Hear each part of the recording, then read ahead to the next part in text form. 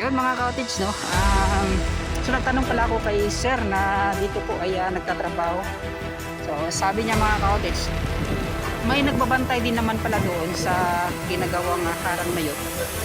Tuwing gabi alas 5 po hanggang sa alas 5 din siguro ng madaling araw ng umaga.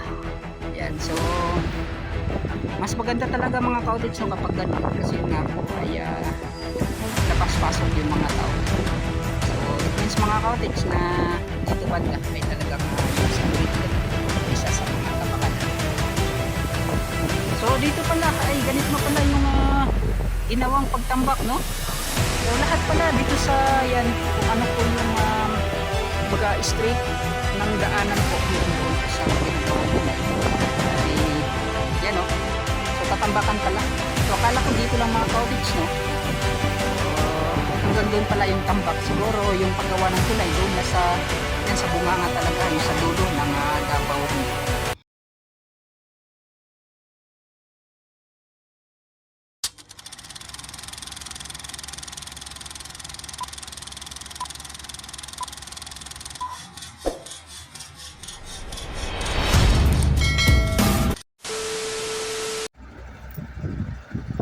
Yo, what's up mga cottage? Magandang hapon po sa ating lahat yan. Panibagong araw, panibagong update po tayo. So bagong lahat, mega shoutout pala sa lahat ng mga solid supporters natin dyan, solid subscribers yan, at mga solid viewers natin. So andito tayo sa ginagawang Davao Coastal Road sa may Boulevard area. So patungo po tayo doon sa may ginagawang Davao River Bridge. Mga cottage, at yan, pasensya na po, hindi na tayo araw-araw nakakapag-update, no?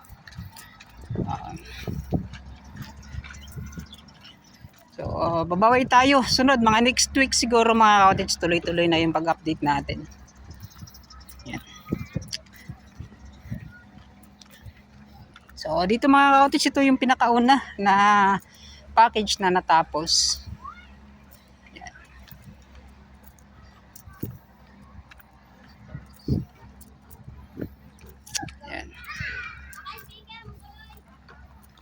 So mga cottage, no, at abang-abang lang dun sa dulo, titingnan natin ano na yung mga nagbago sa ginagawang Davao River Bridge. Yan, so samahan niyo ako dun sa unahan, let's go. Yun mga cottage, at medyo malapit na po tayo sa ating mga pag-update dito sa ginagawang Davao River Bridge, Davao Coastal Road. Halaka. So mga cottage, nakasarado na pala doon banda, oh.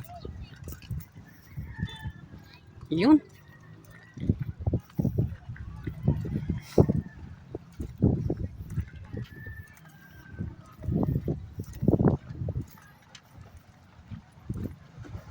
So may harang na rin pala na ginawa para hindi po tayo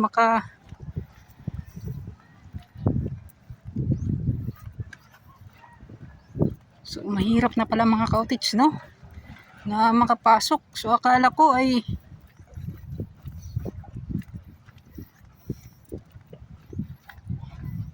so ito yung sinabi ko dati na darating talaga yung araw na mahirapan na talaga tayo sa pag-update dito po sa ginagawang Davao River Bridge. So yun nga po ay talagang hinihigpitan nila yung seguridad. Sa mga dahilan talaga yung disgrasya, and then aberya at mga yung mga sagabal sa kanilang ginagawa.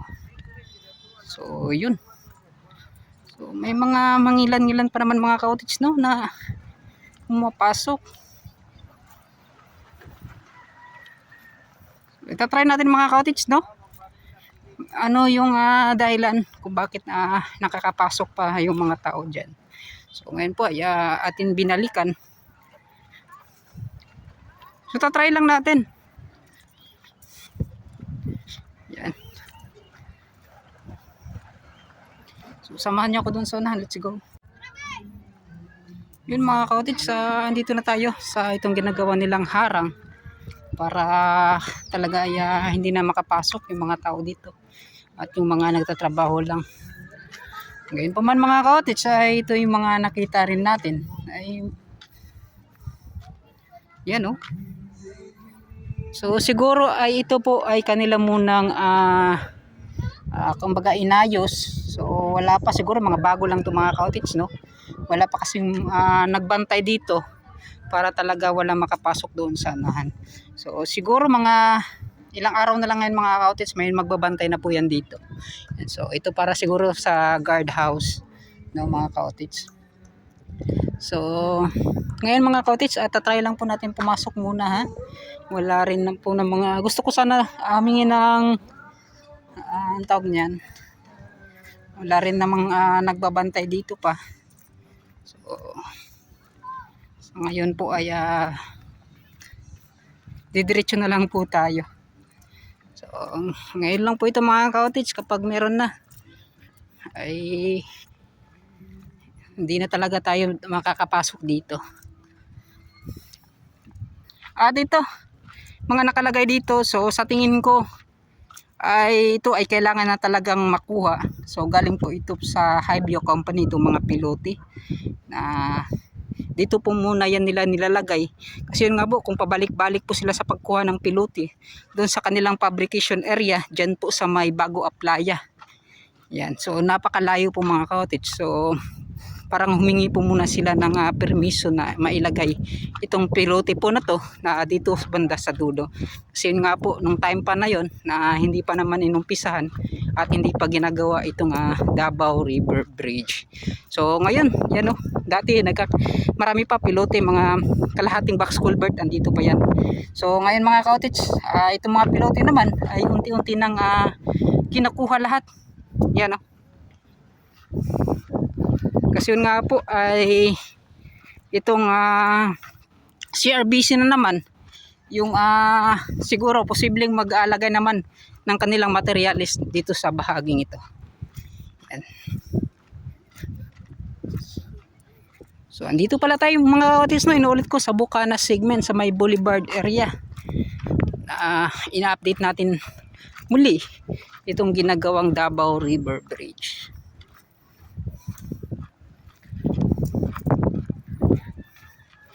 So ngayon nga po mga ka-cottage, no, yung kanilang ginawa pala kung bakit noong taong 2023 hindi po naumpisahan ay may inspection pala sila ng 6 months inspection and survey. So kung tama ba yung kanilang mga kumbaga calculated nila mga ka-cottage na itong paggawa ng Davao River Bridge. Sa akin din mga ka-cottage, no, mas maganda rin na hindi po muna nila naumpisahan. Kasi yun nga po, yung pagtambak dito, mas maganda kung nauulanan talaga siya mga ka-cottage. Maganda nga kung araw-araw inuulanan. Kasi yun nga po, yung lupa na to, ay yung mga hindi po na nalagyan po ng mga lupa, ay yung kapag umulan siya mga ka-cottage, siyempre basa. So mas lalong babaon po yan siya sa ilalim. So ganun. Tulad nito mga ka-cottage, no, dati yan, no, dito po yung sa pagkakalong ko parang dito ata yung level ng lupa. So parang bumaba po siya ng mga ilang purgada. Yan. So yun mga ka-cottage, ito yung mga parang napansin ko rin. May mga nagbabike dito sa loob. So darating yung araw na sila po ay hindi na po yan sila makakagala or kahit nga ako mga ka-cottage, siguro hindi na talaga ako makakadaan pa dito. Yan. So yun nga po ay talagang stricto na yan sila. Yun, no? Yun mga ka-cottage, no, so nagtanong pala ako kay sir na dito po ay nagtatrabaho. So sabi niya mga ka-cottage, may nagbabantay din naman pala doon sa ginagawang harang na yun tuwing gabi alas 5 po hanggang sa alas 5 din siguro ng madaling araw ng umaga. Yan. So mas maganda talaga mga ka-cottage, no, kapag ganun, kasi yun nga po ay labas-pasok yung mga tao dito. So it means mga ka-cottage na dito banda ay talagang yung seguridad ay isa sa mga kapakanan nila. So dito pala ay ganito na pala yung ginawang pagtambak, no? So lahat pala dito sa yan kung ano po yung baga straight ng daanan po hanggang doon po sa ginagawang tulay ay yan, no? So tatambakan pala. So akala ko dito lang mga cottage, no? So hanggang doon pala yung tambak. Siguro yung paggawa ng tulay doon na sa yan sa bunganga talaga, yung sa dulo ng Davao River. Sa daluyan po ng tubig. So ito mga cottage at punta tayo doon sa unahan. Yan. So titingnan natin ano yung makuha nating update pa. So malawak na at ganito na rin pala yung itsura nila, itsura ng pagtambak nila dito.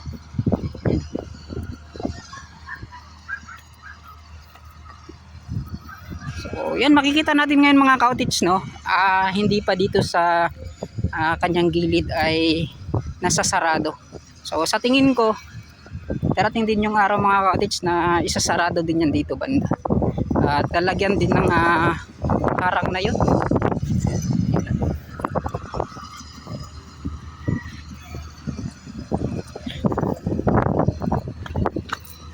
Boss, ang hapon.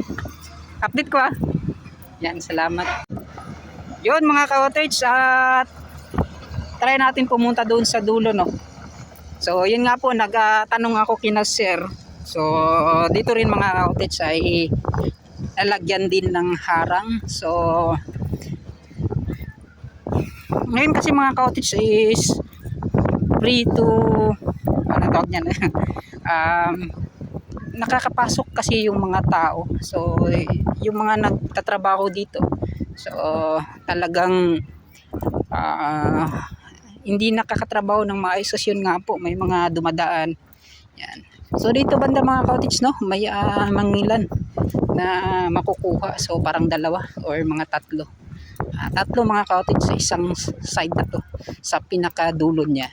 Yan, kasi lalagyan pa kasi nila ng bato dyan sa tawag niyan, sa gilid niya, sa pagre-reprap. Yan. So may parang tatlong bahay yata na makukuha. Tapos dito banda ay halos lahat po yan ng bawat gilid niya ay lalagyan po yan ng harang. Yan. So yun nga po mga cottage, no, inuulit ko, tama talaga yung pagka-update natin dati na yung sinabi ko na kasi yung paglagay po nila, paggawa po nila talaga ng poste ay dito lang banda. Yan. So yun. So at least mga cottage ay hindi tayo nagkamali sa ating pag-update noon. Wow na wow mga cottage, at napaka bilis ng pagtambak nila. So ilang araw lang po mga cottage, no, na ito na po yung mga nakita nating na pagbabago. Dati pa lang ay dito pa lang po yung ginawa nilang tinambak dito sa gilid. So mas inuna nila dito kasi yun nga po mga cottage, wala din namang problema dyan para wala namang nakasagabal. Yan.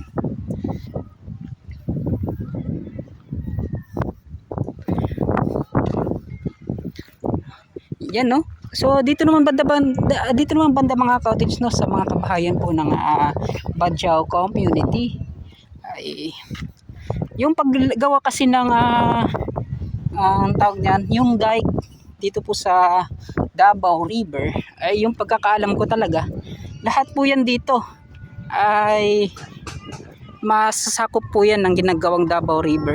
Yan, patungo po yan doon sa yan, sa lahat po ata ng itong boulevard area. Lalagyan po daw ata ng dike. Yan po yung pagkakaalam ko talaga. Yun, so ito nga doon po sa ginagawang rebatement road project, parang sa tingin ko yun po yung magtatagpo yan dito. Yan. So kasi doon po banda sa may Isla Verde, Barangay 23 Mini Forest, Isla Verde, yung sa likod po ng Magsaysay Park. So yun po yun, yung naumpisa na phase 1 po yun mga ka-cottage. So iikot po yan.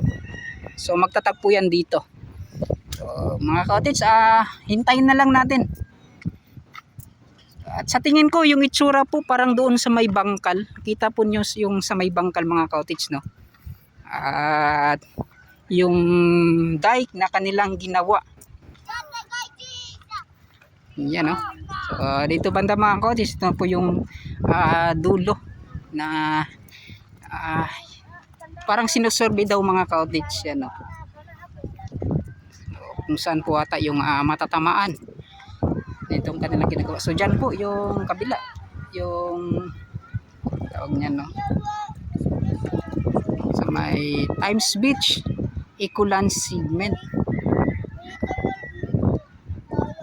So ito nata mga ka-cottage, no, yung dulo.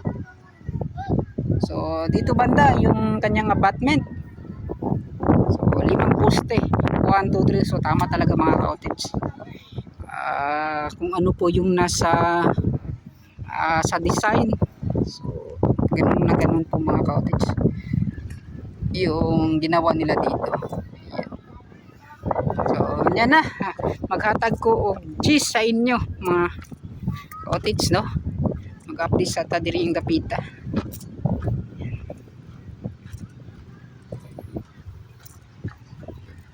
So dito banda mga ka-cottage, yan po siya ay so Chinese po yung doon banda. Yan. So siya ata yung nagtatrabaho sa CRBC. Kasi yung iba, yung agency po nila ay work expert. So sa mga gustong magtrabaho dito sa Davao Coastal Road, work expert agency. Nakalimutan ko kung saan mga ka-cottage kasi hindi niya napan. Malayo daw kasi dito sa areang to, yung agency na yun. So siguro i-search na lang po ninyo, work experts agency. Yun, no?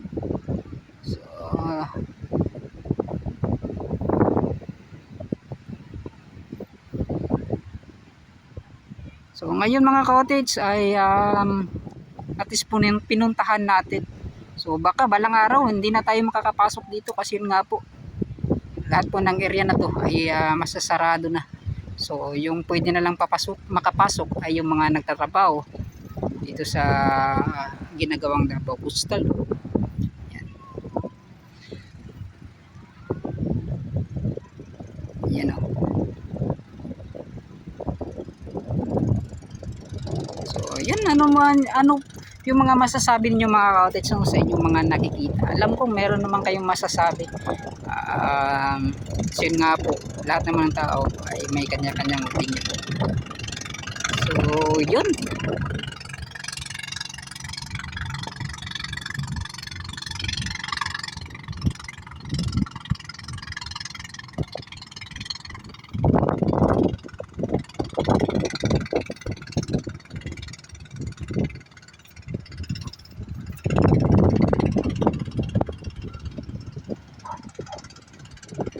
Yan.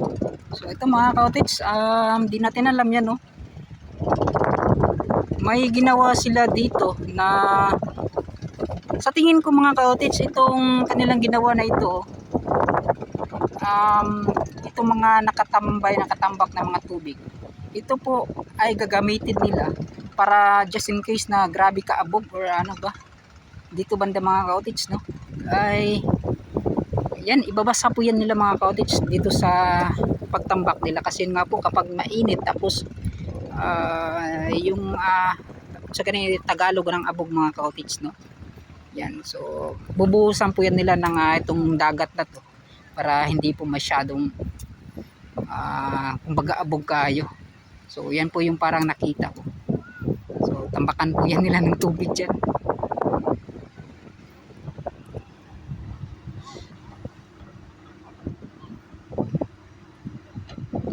May dalawang anglers. So sa ngayon mga ka-cottage, nakakapasok pa yan sila. Kasi yun nga po ay araw pa po na pwede ka makapasok dito. So darating yung araw, baka bukas, makalawa, next week ay wala na pong makakapasok dito sa Bukana segment.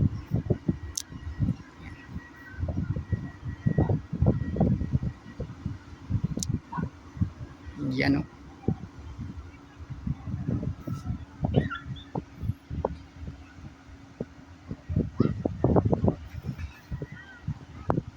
So yun, ito po yung update natin ngayong araw, no?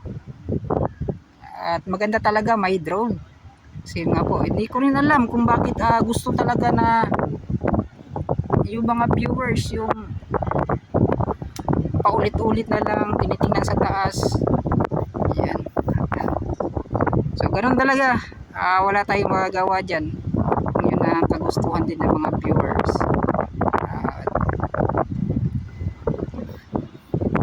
So ito lang muna yung sa akin mga ka-cottage, no? Yung actual, yung malapitan na sa paggawa po nila nito.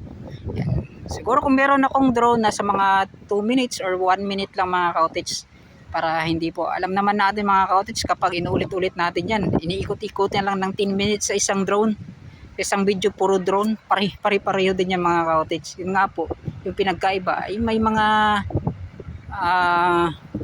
parang may makikita tayo, ngunit paikot-ikot lang din yan mga cottage. So soon na lang magkaka-drone tayo, pero malabo, parang matagal pa yan. So hindi ko na lang talaga yan muna papangarapin ngayon yung drone. So yung akin po muna ay kailangan mag-upload tayo araw-araw. Yan.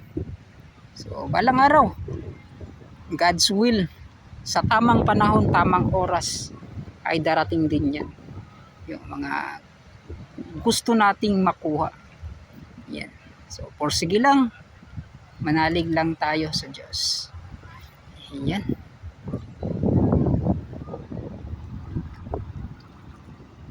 So ano pa ba mga cottage, no? So siguro hanggang dito na lang talaga muna yung aking pag-update.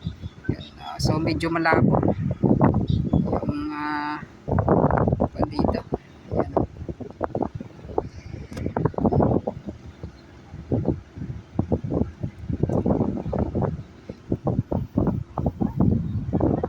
So mega shoutout pala sa vlogger na mangingisda, katulad ng ganitong kalaki po yung kanyang bangka mga cottage, no? Si Dynaforce Fishing Adventure na nandyan po sa unahan. Yan, mega shoutout sa iyo Sir Dynaforce Fishing Adventure. Yun. Hanggang dito na lang, maraming salamat. So mga cottage, no? Kung bago ka pa lang po sa aking channel, please pakisupport po na aking YouTube channel, Tito Tads TV. Yan, sa mga bagong viewers natin dyan. And then sa mga solid supporters natin, maraming salamat. At yan, patuloy po kayong tumatangkilik sa aking pag-update. Soon na muna mga ka-cottage, pagkatapos ng Ramadan talaga, ay araw-araw na po tayo mag-update. So pupuntahan din natin yung ginagawang SIDC Bridge. Yun. Maraming salamat. Hanggang dito na lang. May shoutout pala sa inyong lahat. Bye-bye na.